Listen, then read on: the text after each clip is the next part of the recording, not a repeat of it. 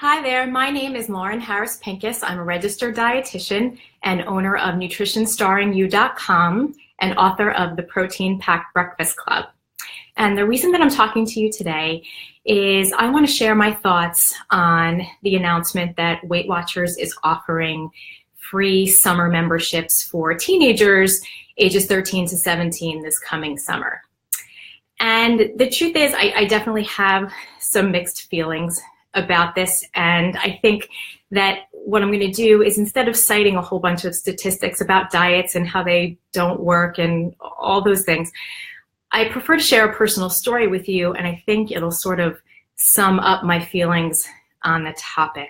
So for those of you who don't know me, I've given many interviews on podcasts and radio interviews and in print about my history of growing up an overweight and eventually an obese child. And this was in the 70s, so times were very different, and what we know now we didn't know then. And I actually was a Weight Watchers member at age 7 or 8 in the late 70s. I remember sitting there in the support group with the adults. I don't know what I was doing there, but those were the rules. That's what you did. And I remember very clearly sitting in the pediatrician's office with my mom when the pediatrician told her that I needed to lose weight and she should take me to Weight Watchers. And the reason that I say this is because whenever I share this story, inevitably a whole bunch of trolls come out and say what a horrible mother to take your daughter to Weight Watchers so young. And the truth is, she was listening to the pediatrician. That's what he told her to do. She cooked healthy. I ate healthy. I was not genetically blessed. We all know that genetics and metabolism play a huge part in body weight. So this wasn't a situation where I was just flagrantly eating anything I could get my hands on. And a lot of people who have weight issues do not do that. It's a stereotype, but that's a whole nother story.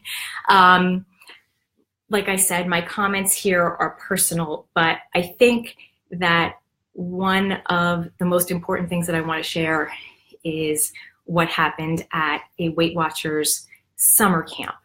Now, I was 13, and I had been on Weight Watchers probably a couple of times, and I just kept losing weight and regaining it, which is, we know what happens when people go on diets. And I was still growing. I was a late developer, so I still had a lot to grow, but I weighed a lot. So again, doctor says, hey, how about trying out, a weight loss summer camp? She could probably lose a lot in a short period of time.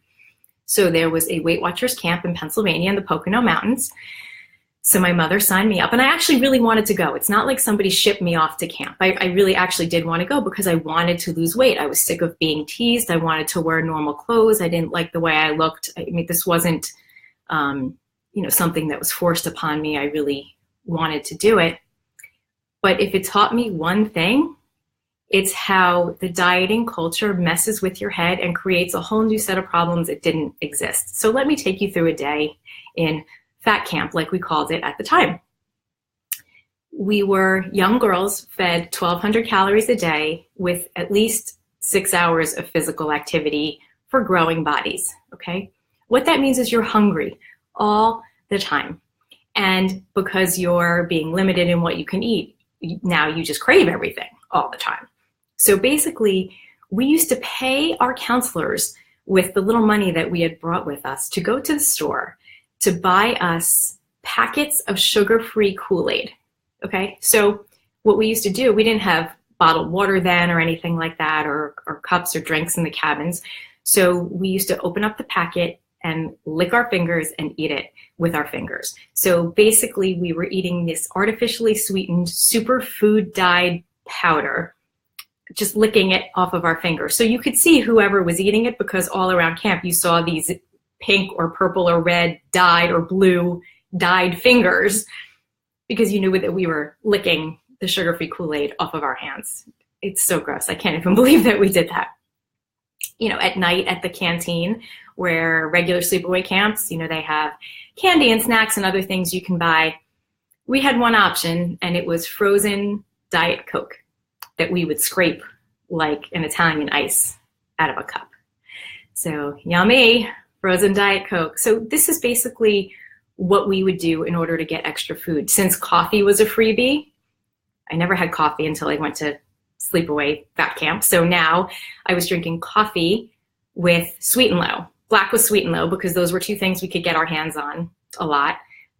So that wasn't good for us either. So basically what I'm trying to explain is that when you put teenagers on a diet, this is the inevitable outcome, is they start craving things, they're desperate to get food. It's really not a healthy mentality to have to cut out all sorts of things. This is why I do not put teenagers on diets. But the ultimate thing that happened to me there, the most shocking thing that I still even can't believe, is, we weren't allowed to speak to our parents back then. There was no internet, there was no email. Something happened, I don't remember what, but I was upset and I wanted to talk to my mom, and they wouldn't let me. And somehow we ended up in a conversation on the phone, in a 3-way conversation with the assistant director of the camp, who was a young guy in his, I'm going to say early 20s. My perspective might be skewed because at the time, I was a teenager, but I'm going to say in his early 20s. And we got into a little bit of a tiff, and my mom said, "That's it, I'm coming to get her." He said something that she didn't like. I can't remember what. So my mom was going to get in the car and come get me. In the meantime, this guy called me down to the office because he was trying to get me to stay at the camp. And in his infinite wisdom, and the way he tried to be persuasive, was to tell me that I should stay at this camp because fat girls don't get boyfriends. That's what he said to me. That's what this young 20-something guy said to a 13-year-old girl. Fat girls don't get boyfriends. Now that one sticks.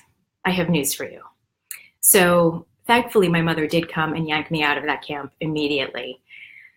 But can you imagine today, if that happened, if that incident occurred today, the legal ramification, what would have happened? I can't even imagine. But clearly he was not well trained in how to deal with teenage girls.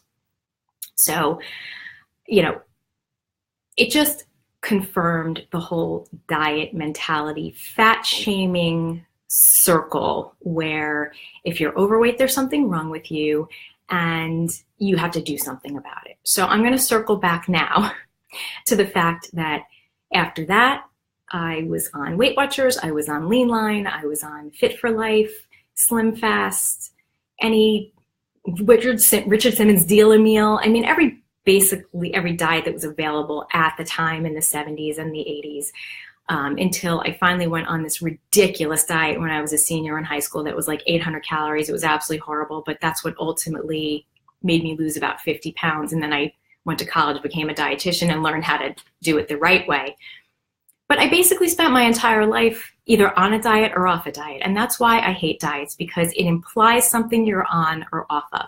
It implies that things are good or bad. And even Weight Watchers, though it's better than most, and I do recommend to clients that if they're not going to see a registered dietitian and they want to do a commercial diet plan, I do recommend Weight Watchers because it doesn't eliminate whole food groups. It's generally nutritionally sound. They do give a higher priority to fruits and vegetables and lean proteins and things, and lentils, things that are more nutritious.